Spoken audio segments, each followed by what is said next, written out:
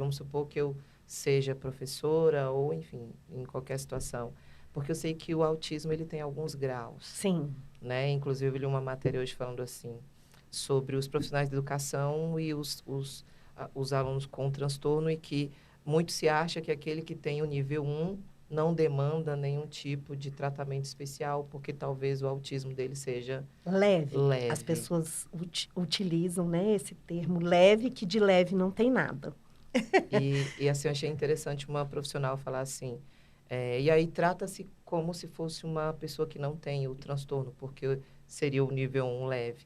E que fala-se que sim, ele consegue até, em alguns casos, acompanhar, né? Mas se ele tivesse um tratamento voltado para ele chegaria muito mais Sim, longe. sim. Então, eu queria entender um pouquinho sobre os níveis e se existem características específicas que eu possa identificar. Como que isso funciona, Mara? Sim.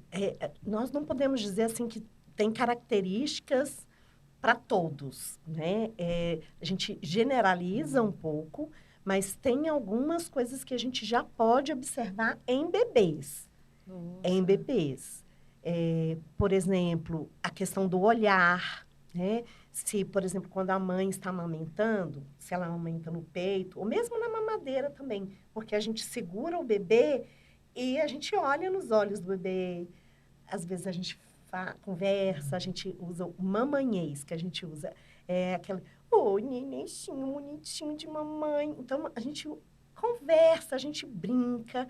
E, às vezes, a gente nota que esse bebê não olha muito ou olha rapidamente, não mantém o contato visual. Pode ser uma característica. A gente nunca vai determinar, tá? Uhum. Então, assim, pode ser. Ele cresce um pouquinho, aí quando a mãe chega, por exemplo, do serviço, chega em casa, geralmente o bebê dá o bracinho. Então, alguns, às vezes, não, né? Nossa, Mara, eu estou impressionada. Assim, eu não sabia, né?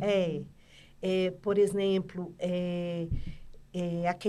a gente chama, né, de antecipação. Então, o bebê faz aquela festinha, aquela expressão facial de que te conhece, você é a mãe, está com saudade, ou o pai, ou a babá, o cuidador, né? Tem pais que relatam, por exemplo, que a criança prefere ficar no berço do que no colo, e que isso, assim, a gente vê que geralmente os bebês gostam mais do contato físico, e aí tem toda uma questão mesmo sensorial, desde bebê, essa coisa de não querer muito toque, né? São bebês, às vezes, que choram demais também.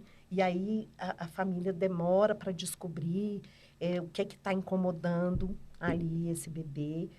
Mas, como eu falei, são características assim, gerais que a gente, vamos dizer assim, pode, eu falo, levantar a lebre, né? Você pode ficar atenta. É aquele bebê, por exemplo, com 6, 8 meses, 1 ano, que está sentado no canto, você chama e ele não olha, né? Aí você já desconfia, será que ele tem algum problema auditivo? Né? Então, a primeira suspeita, às vezes, é da questão do problema auditivo, que não está ouvindo. Então, por exemplo, de 10 vezes que você chama, ele olha umas 2 vezes, né?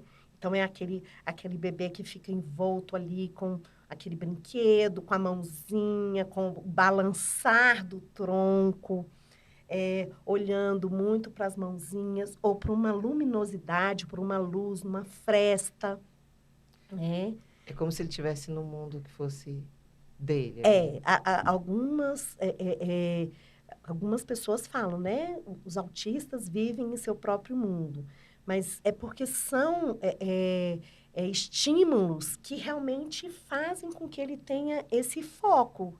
A gente chama, né, esse hiperfoco naquele som, naquela luz, naquele movimento, né?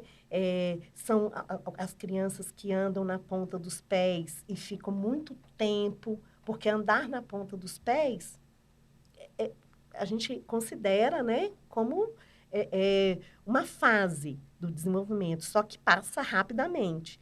Tem crianças que demoram e ficam muito tempo, né, nessa fase.